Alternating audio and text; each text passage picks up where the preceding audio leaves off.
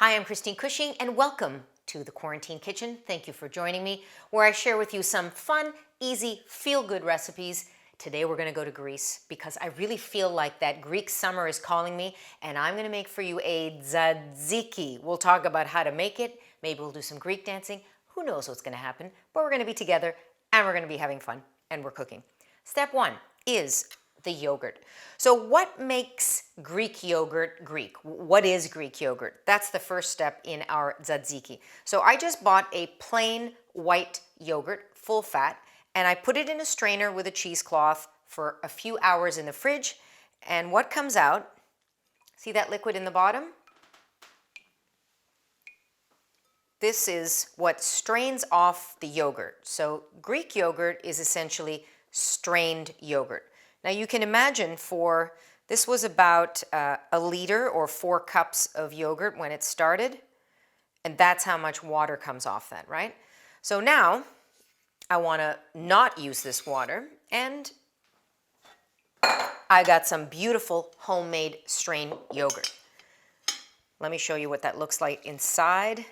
Every Greek household has some of this. If you go into their fridge, whether they made it themselves or they bought it at the Greek bakery or they found it on the street or they know a sheep or goat herder, they have some Greek yogurt. Look at the texture of that, right? So what I'm going to do now is just take it out of the cheesecloth and the strainer, and we're about to make some tzatziki, baby.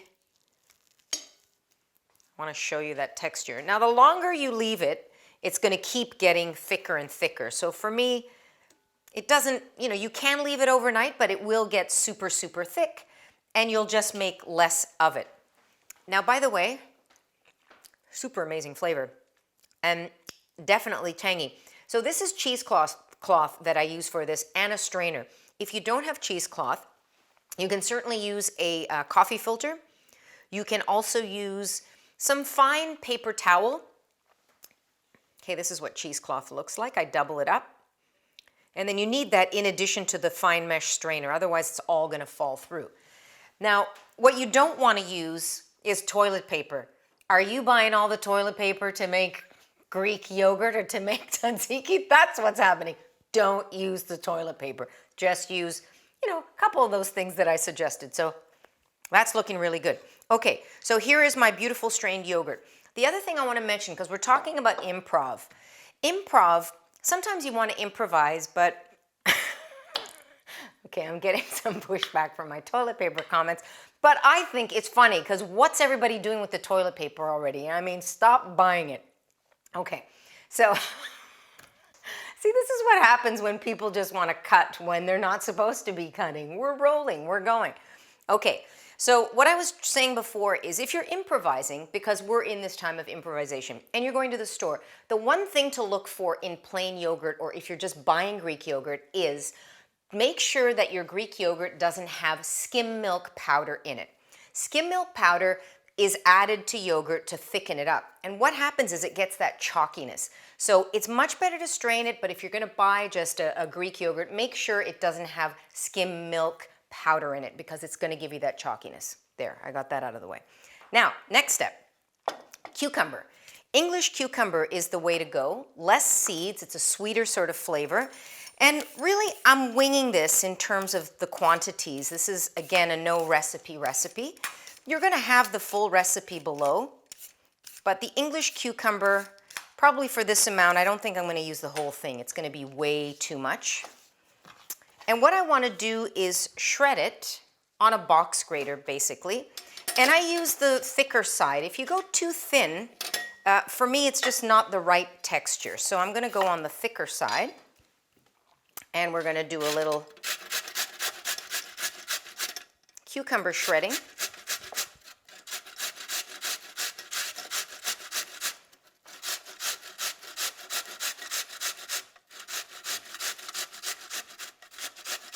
You want to be careful here with the last little bit in your fingers. Got to pay close attention to that. So much freshness in this cucumber. To me also, the flavor of cucumber reminds me also of the summer and Greece. It's so refreshing. Okay, so I want to make sure I get rid of all of that. actually use it up. I'm not getting rid of it. So I've got this beautiful, beautiful cucumber. Now what am I going to do? The key with getting the right texture in your tzatziki is not only to strain the yogurt, but what you want to do is strain the cucumber. So make sure that we press out all the juices. So let me just do that and show you how much juice is going to come out of that. So a good thing to do is just press it with your hands, and you get a ton of moisture that comes out of that. Now, I don't feel that it's necessary to salt it. If you salt it, it's going to really release a little bit more liquid. For me, this is just, you know, simple, easy peasy. Just squeeze it with your hand to get most of the moisture out. And right away, I mean, this whole beautiful cucumber juice has such a great fragrance. So I'm not going to pitch this. I'm going to put this in a smoothie or have a nice drink. Something about cucumber, so refreshing right away. So I don't want to throw that out, but I don't want it in my tzatziki, right? Okay, now, super easy, but the thing about Greek cuisine and pretty much any recipe that I could imagine is the quality of the ingredients. You just have a few things in here. You've got your beautiful strained yogurt, this amazing cucumber that I squeezed most of the moisture out of it, and garlic and really some seasoning and herbs. So you want to make sure that the quality of each ingredient is superior. That's going to give you a great quality tzatziki. So here I have the equivalent of 1 large clove of garlic that I minced super finely. That's going in. And like, I have a confession to make about making tzatziki and my philosophy. So any family gathering I go to, my family is always, they use so much garlic that it really feels like we're warding off vampires. I mean, it's a crazy amount of garlic. And every time I make it, I always hear somebody in the kitchen say, "Oh, did Christine make the tzatziki?" And I go and say, "Yeah, why?" I know why, because it's not laced with garlic.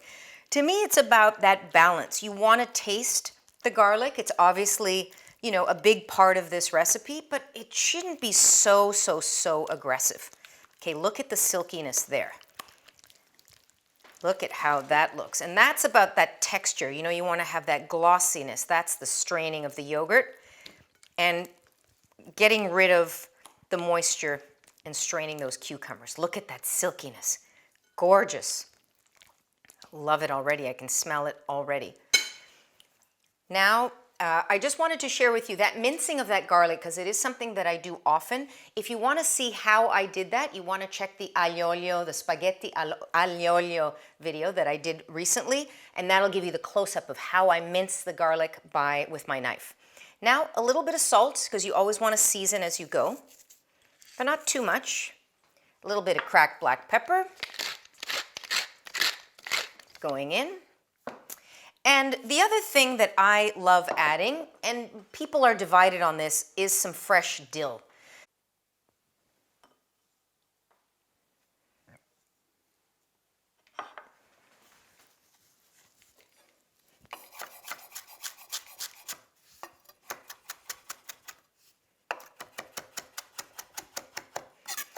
Now, we Greeks always err on ginormous amounts of herbs. That's what we do.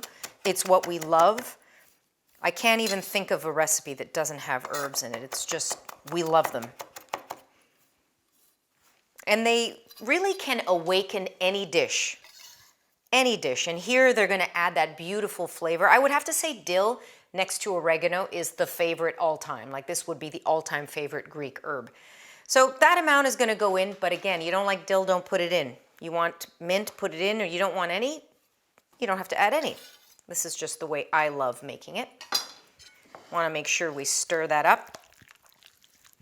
It's also going to give me this beautiful fleck of green throughout, because I always think of how does something look, not necessarily only how does it taste. Look at that. Now, just going to go in and try and taste that, but I think that looks good. Look at the texture there, right? That's beautiful. That's why we strained everything, squeezed out the liquid. It's great. Can I taste some for you? Let's see. I want to see if I have the right amount of garlic. That's the key thing right now. That's your main concern.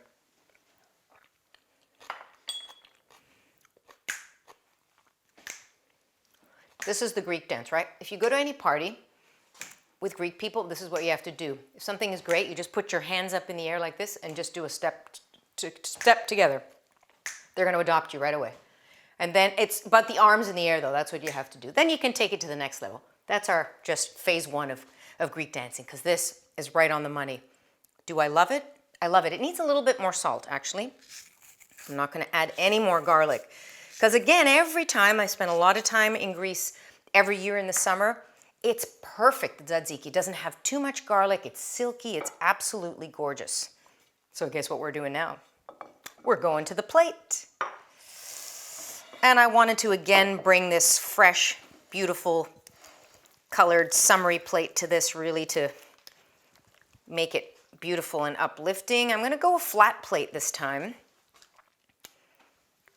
I technically call this a dip. People refer to it as a sauce, but in Greece, we just say tzatziki. We don't have to even say, is it a dip, is it a sauce? It's tzatziki. The back of my spoon. Gonna flatten this out. This is a lot of tzatziki. This is when you can have that big Greek party again. This is the amount that you're gonna make. Beautiful. And I wanna drizzle with a little bit of olive oil over top. Good quality Greek extra virgin olive oil. That's the only thing that's allowed on this beautiful tzatziki. Oh yeah. And I'm gonna put a little bit of fleur de sel. This is some Greek fleur de sel that I brought back from Greece. But again, we're improvising. I'm kind of being aspirational here and saying we're dreaming of the beach in Greece, but whatever you have in your kitchen right now, go ahead and use it. I'm just going to go with a little bit of cracked black pepper and say, can you give me an opa? Opa. I can't hear you. Opa. I would smash something, but that's not going to be good. Okay, I got to taste it. I made these beautiful Greek style pitas. So these are flat, made in a pan. You want to check out that video, Greek pita. It's fantastic. They're just made all in a pan, just a little bit of olive oil, and they're those tender, soft pitas that are perfect for dipping in this baby. Who wants in? Just get that little triangle wedge there.